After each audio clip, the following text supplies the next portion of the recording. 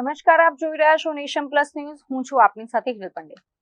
વડોદરાના તરસાલી વિસ્તારમાંથી માનવતાને શર્મસાર કરતી અને પડોશીઓ વચ્ચેના આંતરિક વિખવાદની એક ચોંકાવનારી ઘટના સામે આવી છે.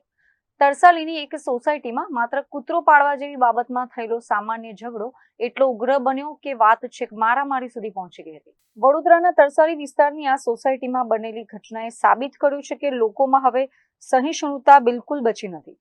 મળતી માહિતી અનુસાર સોસાયટીના એક મકાનમાં ભાડે રહેતા પરિવારે પાળેલા શ્વાનને લઈને છેલ્લા કેટલાક સમયથી સ્થાનિક રહીશો સાથે ખટરાક ચાલી રહ્યો હતો.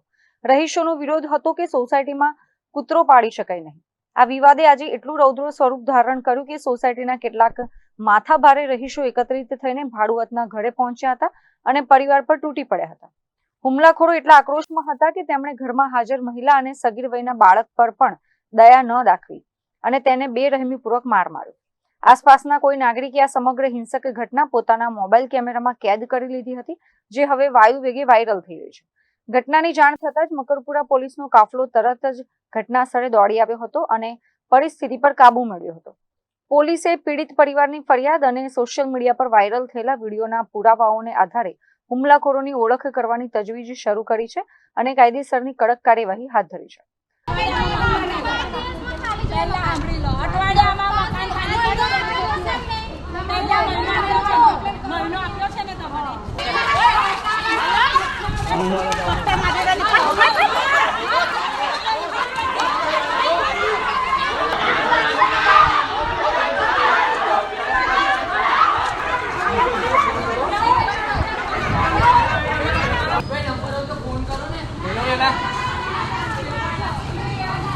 કેમેરામેન નવનીત પરમાર સાથે Chirag Patel, nation plus news, Vadodara.